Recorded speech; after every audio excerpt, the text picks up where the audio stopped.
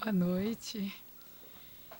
Que a paz do Mestre continue serenando os nossos corações para que possamos manter os nossos pensamentos entrelaçados em mais uma noite de reflexão. Interessante perceber como é comum a palavra karma em nosso dia a dia. Basta encontrarmos alguém passando por um sofrimento, por uma situação mais difícil, que logo pensamos, esse deve ser o seu karma. Ou então, quando encontramos uma situação que achamos que é definida por Deus, ou seja, sem chance de mudança. E novamente nos colocamos, nossa, talvez esse deva ser o meu karma. A palavra karma tem a sua origem no hinduísmo e quer dizer ação. E é usada por outras religiões, como o budismo. Se há um karma, é porque em algum momento houve uma ação, que pode ser numa vida ou em outra vida. Mas necessariamente não significa karma algo ruim. Karma é uma ação. Pode ser uma ação boa ou uma ação ruim. Nós espíritas temos o hábito de associar essa palavra a algo ruim. Seguramente vocês já conhecem, já viram pessoas usar esse termo. Eu mesmo conheço uma pessoa que estudou, trabalhou, arrumou um emprego, estava teoricamente com a vida profissional estável, até que num desses reveses da vida perdeu o emprego. Espírita que era, conformado, de cara achou que era o karma dela ficar sem emprego. Continuou procurando emprego, sem muito empenho, sem muita vontade, já entrava derrotado, enfim, mais de 10 anos e ainda afirmava, esse é o meu karma, ficar desempregado. De uma forma conformista e apática, se colocava nessa situação. A ação e reação é uma lei descrita por Isaac Newton, que pressupõe que toda ação tem uma reação. Se eu bato numa parede, essa parede mesmo estática, ela produz uma ação doendo na minha mão.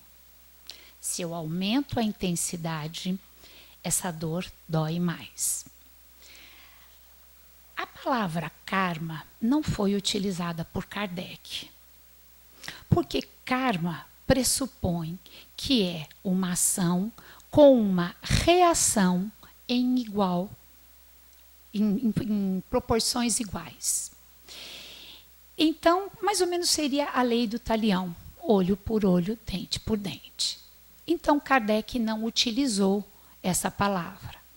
Grande sabedor da língua francesa, conhecedor profundo, ele utilizou a causa e o efeito. Também buscando dos recursos da física, é claro, pois todo efeito provém de uma causa.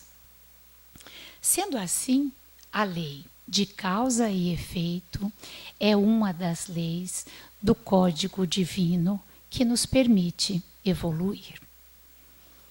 Quando erramos, voltamos para reabilitar. Quando acertamos, evoluímos. Quando insistimos no erro, somos induzidos à expiação, para que a gente consiga se equilibrar. Sendo assim, quais serão as causas das nossas aflições? Outro dia eu ouvi uma entrevista de um cientista que se destacava pelos seus feitos e pela sua grande inteligência. E esse cientista se dizia ateu. Mas ele não se dizia ateu de uma forma cética, de uma forma ridicularizando a religião ou discriminando com preceitos científicos, não. Ele se dizia ateu com uma dor profunda. E quando perguntaram para ele, por que você se diz ateu? Ele respondeu, porque a religião não explica a dor. E se há um Deus, aonde ele estava no momento da minha dor? Ele fala isso como um lamento, como se estivesse colocando para fora marcas de uma situação que tinha deixado profundas em sua alma. E talvez essa seja uma grande questão que envolve toda a humanidade. Por que será que sofremos? Por que será que Deus permite o nosso sofrimento? Tem pessoas que chegam até passar por uma crise de fé. Algumas seitas, algumas religiões colocam que é através do sofrimento que a gente vai conseguir conquistar o paraíso. Mas isso não atrai, não agrada muito, uma vez que o sofrimento não é igual para todos. Deus não pune ninguém. Deus não quer o nosso sofrimento. O que acontece é que nós mesmos nos desequilibramos e precisamos equilibrar novamente com as leis que regem o universo. Deus quer a nossa alegria, quer a nossa reabilitação. Ele não espera esse sofrimento como um castigo.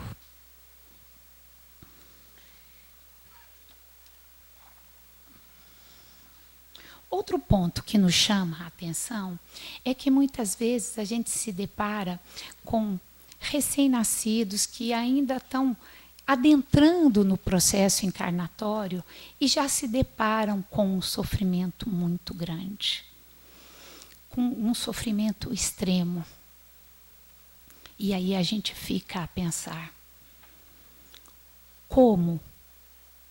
quais são as causas dessas aflições? Onde elas surgiram? Esse fato foi um dos fatos que na minha adolescência me chamou muita atenção. Eu tinha uma amiga que ela tinha paralisia infantil e, como se não bastasse ainda o problema, ela tinha um pai que não aceitava o problema dela, tinha ligado à bebida, batia muito nela, e essa foi uma questão que me incomodou muito, porque apesar de ser nascida num lar espírita, o que não é vantagem nenhuma, é compromisso nosso muito maior que isso, essa era uma questão que me intrigava.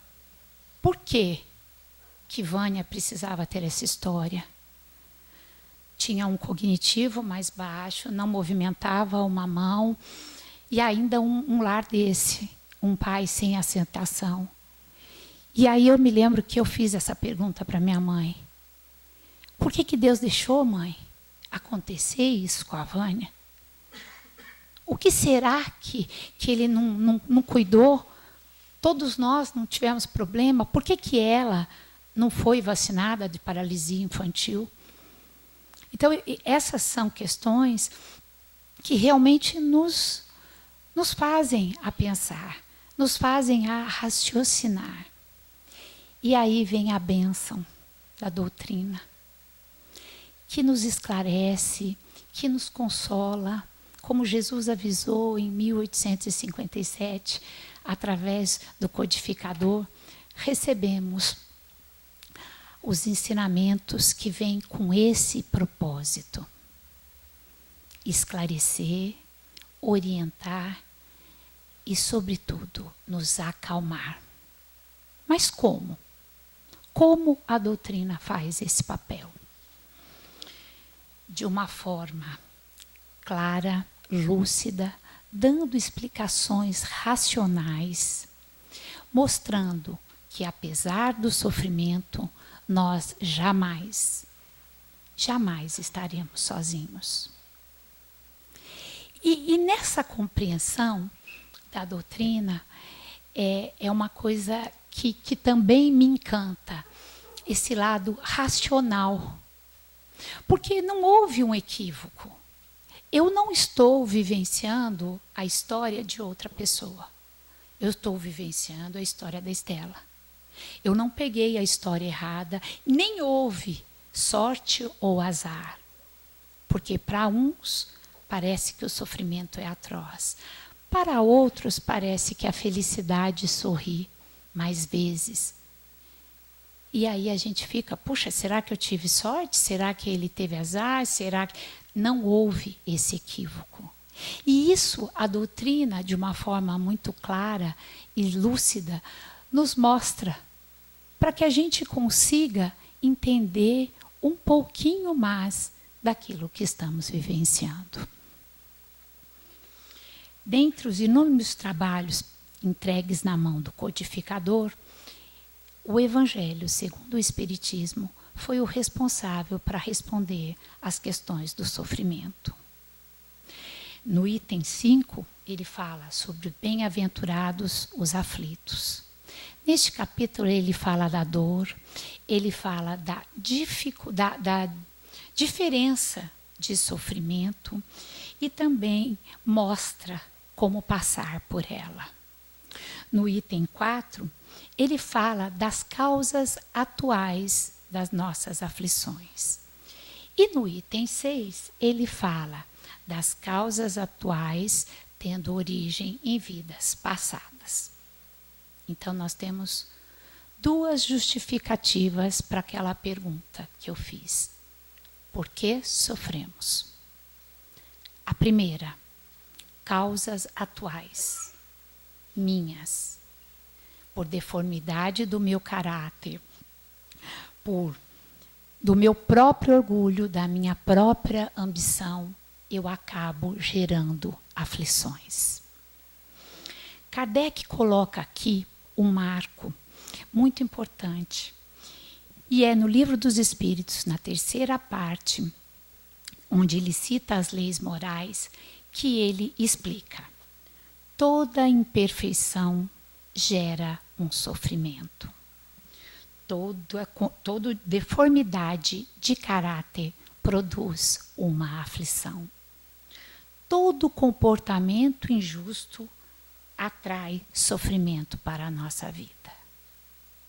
Gente, olha que interessante. Toda deformidade de caráter gera um sofrimento. Todo comportamento injusto atrai um sofrimento para a nossa vida. E ele ainda vai mais. No livro Religião dos Espíritos, no capítulo que se intitula Examina a tua aflição, Emmanuel nos coloca que a aflição do egoísmo se chama egolatria. Porque o egoísta sofre. Ele não sabe que a alegria está em compartilhar. Ele não consegue enxergar isso. Até para poder contar os seus feitos. Ganhei uma promoção, recebi uma medalha. Ele não tem ninguém, porque ele vive única e exclusivamente para si mesmo. E também não percebe que ele afasta as pessoas, porque quanto mais egoísta, menos pessoas eu tenho à minha volta. E ainda diz, puxa, por que sofro tanto? Mais uma vez, se voltando para Deus numa postura egoísta, se achando o centro do universo. Nossas imperfeições incluem também os nossos vícios. Inclui a agressividade que transforma em cólera, o fanatismo que gera a intolerância, a covardia, a leviandade e a indisciplina. Então aqui nós somos responsáveis, sim, por nossas aflições. E não só precisamos de causas anteriores, temos aqui também. Ai, deixa eu tomar um pouquinho. Uma pessoa, nem sei se existe mais esse termo, mas minha mãe falava muito isso, neurastênica, não sei se existe, irritadiça, uma pessoa que tudo reclama, que tudo briga, acaba produzindo uma úlcera gástrica. Aí ela procura um médico, ela procura tratamento, ela muda a alimentação, ela procura um centro espírita e para ver se alivia aquela dor. Mas ela não consegue melhorar. Por que que ela não consegue melhorar? Porque diariamente ela envenena o seu próprio suco gástrico, produzindo uma acidez que corrói o estômago. Quem é o responsável por essa úlcera gástrica? Senão ela mesma. Senão ela mesma com essa conduta irritadiça, briguenta, nada tá bom. É claro. Então, olha quão grande é a nossa responsabilidade. E aqui ele coloca uma sugestão que eu achei muito interessante, que ele pede para que no momento dessa aflição a gente pergunte quantos por cento eu estou colaborando para essa aflição. Quantos por cento eu estou diretamente ligado a essa aflição? Muitas vezes a procura está externa e o problema está interno, só que não conseguimos enxergar. Nós não conseguimos enxergar e muito menos avaliar, porque a gente é muito condescendente para com a gente mesmo. A gente tem justificativas para tudo. O avarento, por exemplo, se diz econômico. Eu não sou avarento, eu não estou preocupado, eu só estou me precavendo. As nossas justificativas, elas são sempre a nosso favor. Por quê? Porque é muito difícil. É muito difícil examinar a nossa aflição. Mas é importante que a gente pergunte, quantos por cento? Que eu olhe para dentro de mim para poder chegar a essa resposta. Na terceira parte do livro dos Espíritos, nas Leis Morais, Kardec propõe, nos fala da renovação, da mudança, da busca de novos valores morais e espirituais, de absorção de outros conceitos. Porque quando isso ocorre, eu acabo encontrando mais sabedoria para viver comigo e com os outros. Então, a busca da reforma íntima, a busca de novos valores, e esse é o objetivo que a gente vem aqui no centro, a gente vem tentar entender, tentar buscar, tentar renovar esses valores para que possamos pacificar os nossos corações, melhorando a minha conduta e melhorando a minha conduta para com os outros. Porque quando eu me melhoro, o mundo responde e melhora também.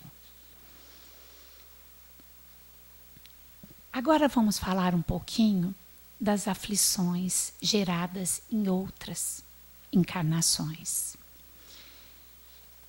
Há males pelos quais a pessoa passa e aparentemente ela não fez nada para merecer. É como se viesse uma avalanche, um raio que cai, mudando totalmente a vida da pessoa, tornando a existência em algo penoso. Por mais que ela tenha feito tudo correto, agido de uma forma honesta, com ética e com estética moral, ela não consegue escapar daquele determinado sofrimento. E aí o Espiritismo, apresenta a sua mais alta dose de consolação. Nós não somos o resultado de uma única encarnação. Gente, acho que se a gente encerrasse aqui, eu acho que seria fantástico.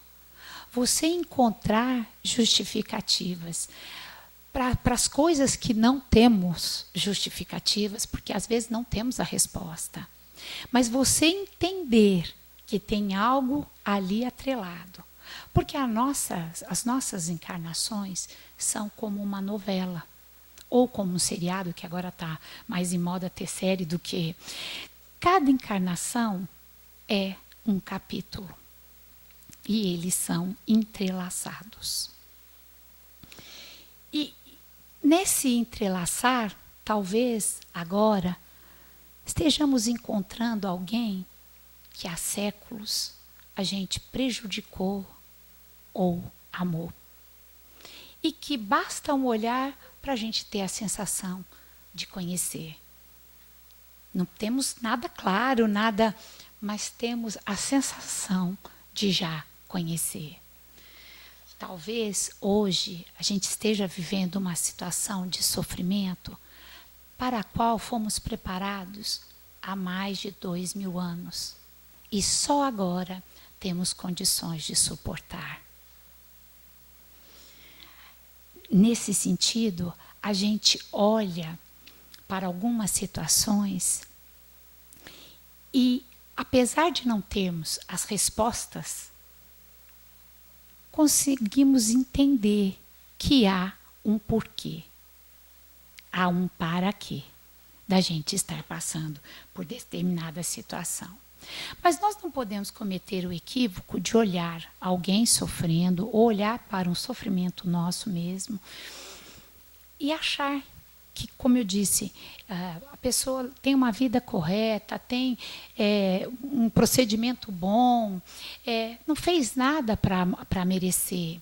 Ou então olhar para uma criança pequena de 2 anos que está passando por um câncer, ou sofreu uma queimadura de 3º grau, ou foi atropelada, caiu uma viga na cara, e fala, meu Deus, tão novinha. Este equívoco de olhar simplesmente para o seu corpo é um grande equívoco, porque naquela criança há um espírito milenar, imortal, herdeira de centenas e centenas de experiências, boas ou ruins, imperfeições e virtudes, habilidades e inabilidades, e que está ali passando por aquilo com um único objetivo: evoluir. Isso implica que, para eliminar as imperfeições e débitos, eu preciso passar pelas aflições.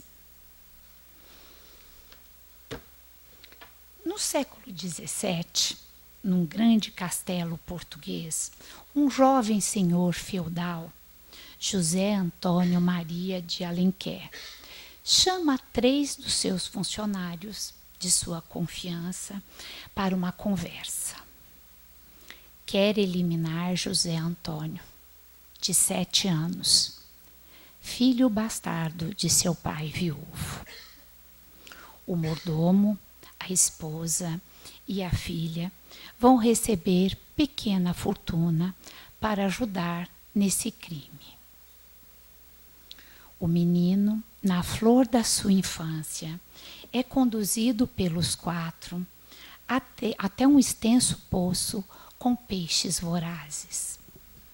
A criança admira o movimento das águas e o irmão, sem a menor compaixão, arremessa o seu leve corpo ao fundo do poço.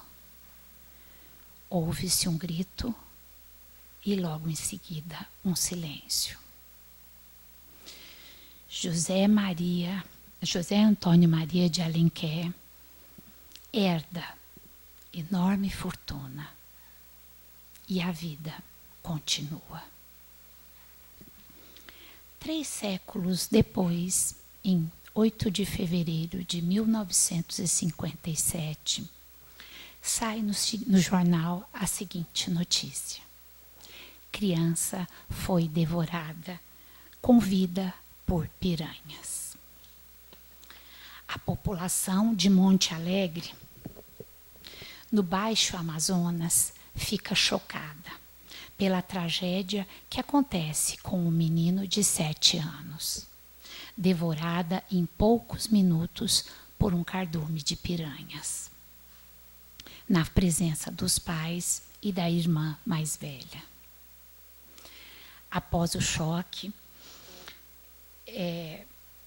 o pescador pula, o cardume ter passado, o pescador pula, tentando buscar o filho, e volta com o esqueleto quase que totalmente descarnado. No meio da travessia, desculpa, eu me perdi, eu vou voltar para vocês poderem entender a história direito. Com essa notícia desse menino que tinha sido devorado, como é que aconteceu? O pescador, que morava nos fundos, não tinha no quintal esse rio, pede ao menino que ele vá com a irmã mais nova, mais velha, levar um recado do outro lado da margem. Adilson era o seu nome.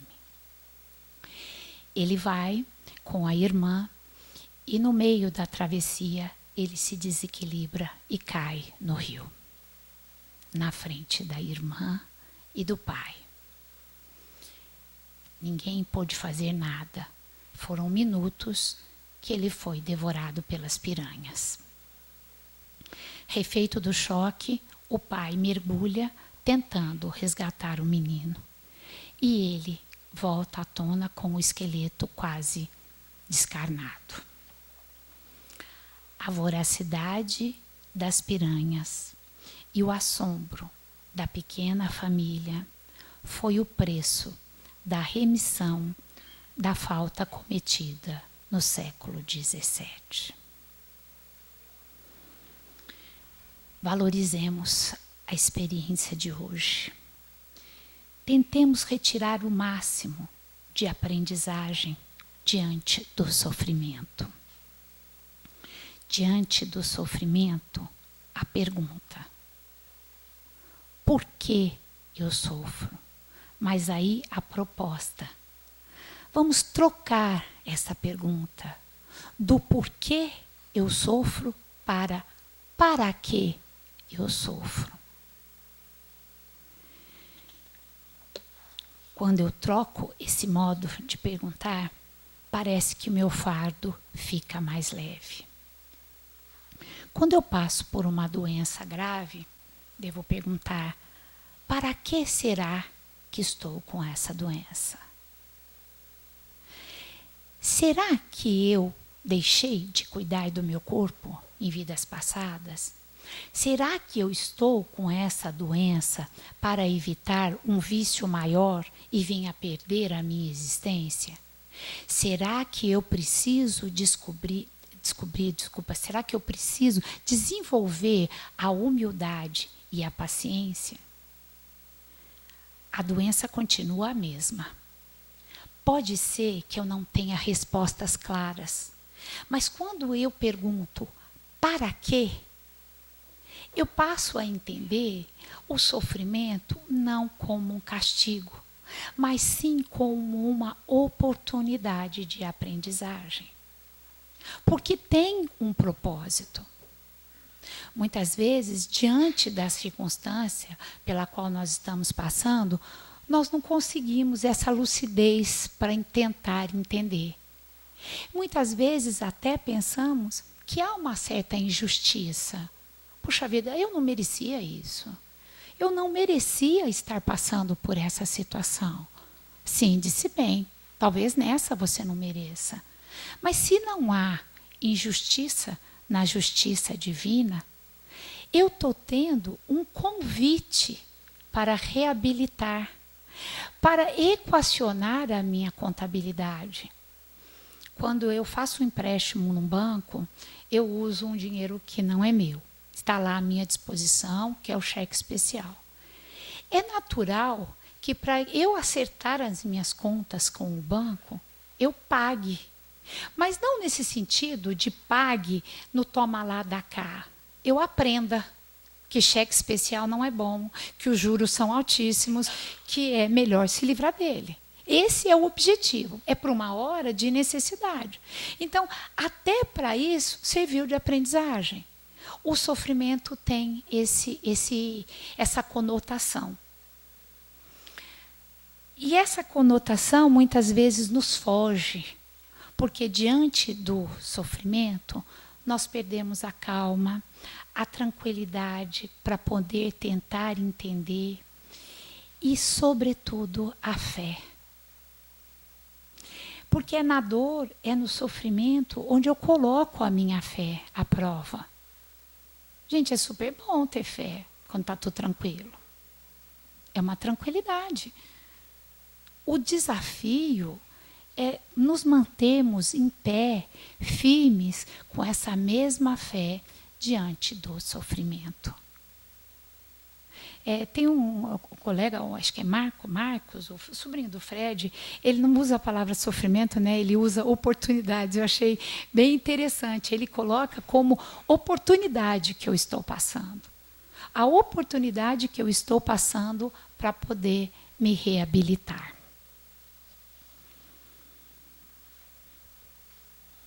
Já falei isso. Quando as circunstâncias ficam muito, muito difíceis, a gente tem que dividir. Dividir com Deus. E não é dividir com Deus, pedir para que Ele nos livre desse sofrimento. Porque aí não vai haver aprendizagem. Mas pedir a Deus que nos dê forças, que nos dê amparo e, sobretudo, tranquilidade para poder passar por esse sofrimento. Porque a doutrina é muito clara em dizer que nós nunca estaremos sozinhos. E que nenhuma tempestade dura eternamente. Quão grande é a bondade divina, como o Francis disse, que nós buscamos aqui no centro recarregar as nossas pilhas. Vocês já perceberam que a gente passa por uma contrariedade, um sofrimento, logo em seguida tem uma bonança, uma calmaria, mesmo que depois a gente tenha outros, e esses são os desafios. Uma vez eu ouvi uma comunicação de um preto velho e eu achei muito interessante o que ele cita. Nós não viemos aqui para enfeitar, nós viemos aqui para enfrentar. Então é natural que tenhamos, sim, altos e baixos, vicissitudes, cada qual de acordo com a necessidade. E eu prefiro usar necessidade do que merecimento. Porque quando eu penso em merecimento, eu fico me achando muito ruinzinha, porque, puxa vida, estou merecendo isso. Mas se eu pensar que há uma necessidade de eu estar vivenciando essa circunstância, pode ser que eu não tenha de imediato a resposta. Mas só de eu tentar entender que há um propósito nisso, é necessário que eu passe por isso. E que ninguém vai passar por mim. Então não adianta a gente buscar trocar. Não. A historinha é clara da cruz que troca e depois ele não passou, né? A historinha é clara. Não adianta pensarmos em trocar de karma. Vamos ver o que conta Hilário Silva, numa história da vida, escreve a respeito de Saturnino. Saturnino Pereira era, francamente, um homem muito amoroso, companheiro dos humildes, a caridade em pessoa. Onde houvesse a dor, lá ele estaria para ajudar. E foi por isso que, quando os seus colegas de trabalho viram o seu braço ensanguentado ao lado da máquina que trabalhava, que causou um grande susto e amargura. Levaram-no imediatamente para o hospital. O braço estava todinho ferido, traumatizado. mas felizmente ele só perdera o polegar. Alguns comentários surgiram na tecelagem que trabalhava. Por que um desastre desse com um homem tão bom? Murmurava uma companheira. Mas também não faltou quem dissesse que adianta tão bem observada a religião por esse homem. Espírita convicto, vive em prol dos outros, de nada adiantou, disse uma companheira mais materialista. Após o acontecimento, Saturnino estava triste. Mas mesmo assim, à noite, em companhia da sua esposa, fora, como de costume, ao centro espírita que frequentava. Sentado, humildemente, em uma cadeira, esperava o término da reunião. Quando o orientador espiritual se dirigiu a ele, bondoso. Saturnino, meu filho, não se creia desamparado, nem se entregue à tristeza inútil. As dores decretadas pela justiça divina são aliviadas pela divina misericórdia. Quando você se preparava para o ingresso no berço terrestre, programou uma excursão presente, formulando uma sentença para você mesmo. Há 80 anos, você foi um poderoso fazendeiro no litoral brasileiro. E certo dia, porque o empregado não pôde atender à sua ordem, você, com as suas próprias mãos, obrigou a triturar o braço direito no engenho rústico. Você sofreu muito tempo. No plano espiritual, vendo o caldo de cana misturado com o sangue da sua vítima. E ouviu por muito tempo os gritos que ecoavam no coração de dor da sua vítima. Você solicitou para esta encarnação vida humilde e que viesse a perder o braço mais útil. Mas desde a mocidade você conheceu a doutrina espírita. Tem os pés no caminho do bem aos outros. Sabemos, porém, que o débito é legítimo. Perderia você todo o braço, mas perdeu apenas um dedo. Regozije-se, meu irmão. Você está pagando com amor a justiça divina. Ele volta para o trabalho sem terminar o tempo da licença e, ao entrar, ele põe o pé na fábrica e diz: graças a Deus. Duas histórias foram, a gente citou duas histórias hoje aqui. Uma que foram precisos 3 séculos para que o espírito tivesse condições de aprender com o sofrimento. E quando eu digo condições, é porque a divina sabedoria espera que eu esteja apta ao aprendizado. Eu não posso colocar uma criança de 7 anos para ela sair dirigindo. Ela não tem nem maturidade neurológica, nem percepção para poder entrar nessa habilidade. A mesma coisa somos nós, enquanto espíritos. Às vezes ficamos séculos e séculos e séculos e ainda não temos condições para aprender. E uma outra, onde foi atenuado o seu sofrimento pelas boas obras. Saturnino ia perder o braço inteiro e perdeu apenas um dedo, porque desde a mocidade fez uma história diferente. Eu não consigo saber da minha vida pregressa. Eu não sei se a minha ficha é daquelas longas, curtas, eu não sei. Eu tenho uma memória RAM que eu tenho algumas impressões que estão gravadas no meu perispírito. Mas eu não sei nem o que me aguarda e nem o que eu fiz. Mas eu sei que eu posso fazer diferença. Eu sei que eu posso fazer de forma diferente. Uma oportunidade encarnatória é uma oportunidade muito grande. E às vezes a gente tem esse clique só diante do sofrimento. Para acordar, para pensarmos que há um propósito de estarmos aqui. Que há como sim eu fazer da minha vida algo mais útil. Passar pelo sofrimento não significa sinal de aprovação. Passar pelo sofrimento precisa de aceitação, de compreensão e, sobretudo, de ação. Ação onde eu possa, através desse ensinamento, tentar modificar. Porque estar sofrendo não significa que seremos aprovados. Muitos, ao entrar no sofrimento, contraem débitos piores. Alguns chegam até a se matar diante do sofrimento.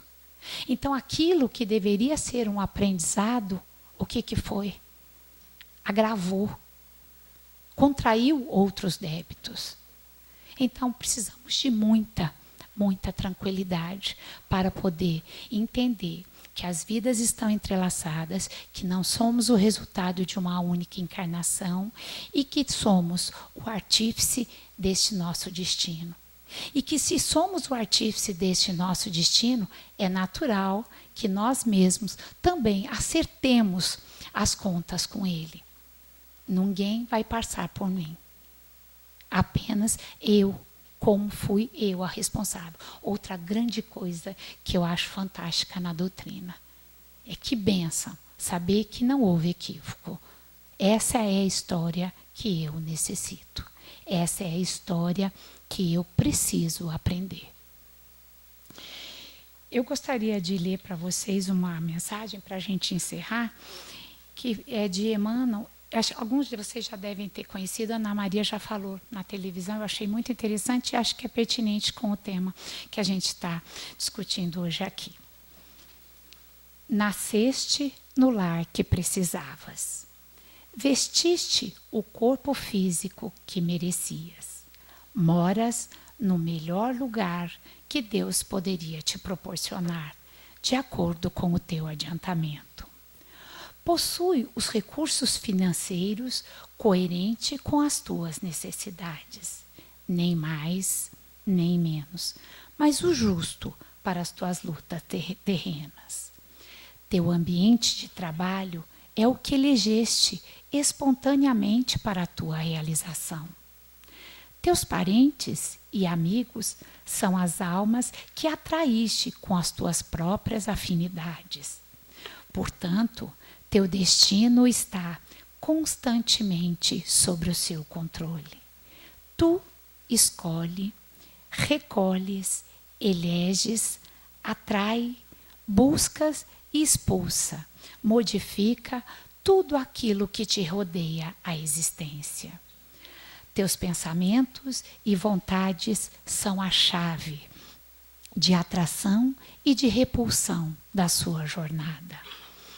Não reclames, nem te faças de vítima. Antes de tudo, analisa e observa. A mudança está em suas mãos. Reprograma a tua meta. Busca o bem e viverás melhor.